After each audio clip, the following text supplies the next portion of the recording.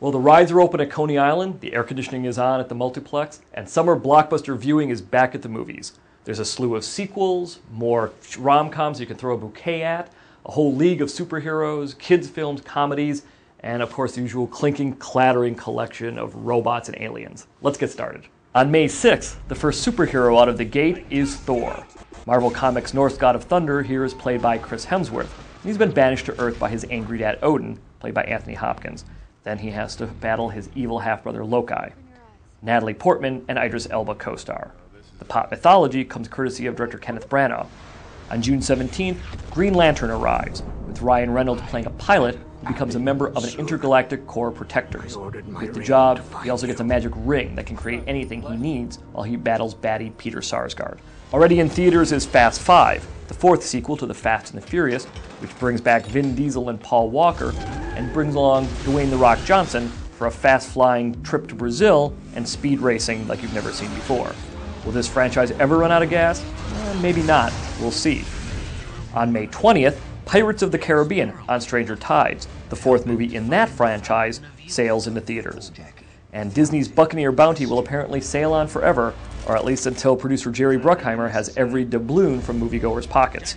On May 26th, The Hangover Part 2 arrives, and if you think the boys have sobered up, Bradley Cooper, Zach Galifianakis, and Ed Helms are as wasted and lost as ever, this time in Thailand, where Ed Helms' Stu is getting married. And of course, they all wake up with a bad case of deja vu. May 6th is when romantic comedy fans' hearts will start throbbing.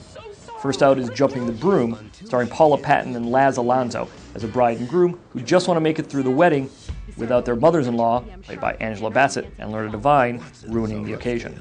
On May 13th comes Bridesmaids, which has been described as a hangover for the ladies. Maya Rudolph plays the bride at the center of it, who hopes that her best pals don't make a shambles of her big day. Kristen Wiig co-stars. On July 1st comes Larry Crowne, Tom Hanks' first directorial effort since 1996's That Thing You Do. Here he reteams with his Charlie Wilson's War co-star Julia Roberts, where he plays a middle-aged guy who enters college after getting laid off. Littlest moviegoers are going to have a lot to choose from this summer as well, going from the gentle return of Winnie the Pooh to the revved-up Pixar entry Cars 2. But on May 26th, the first karate chop comes courtesy of Kung Fu Panda 2, which tells of the return of the roly-poly panda called Po, again voiced by Jack Black. The first one earned millions at the box office. This one should be no different. On June 24th, Cars 2 puts the pedal to the metal.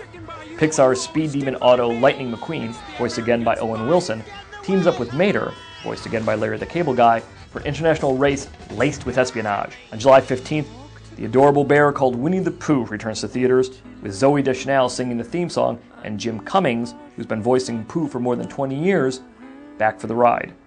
Now, one of the most buzzed-about movies of the summer comes from one of our hottest directors and recalls an era when the phrase summer blockbuster first became part of our national language. It's called Super 8. Now, the fact that it's directed by J.J. Abrams, who last directed Star Trek, and produced by Steven Spielberg, means that you can't really call this an under-the-radar film. The title refers to the home movie made by some small-town Ohio kids who record a local train crash in 1979, and then they realize it may not have been a crash after all.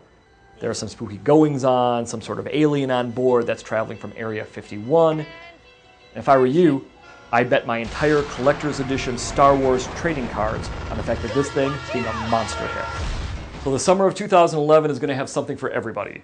Whether you're currently sleeping on Winnie the Pooh blankets, collected Thor comics as a kid, or remember those great blockbusters in the 1970s.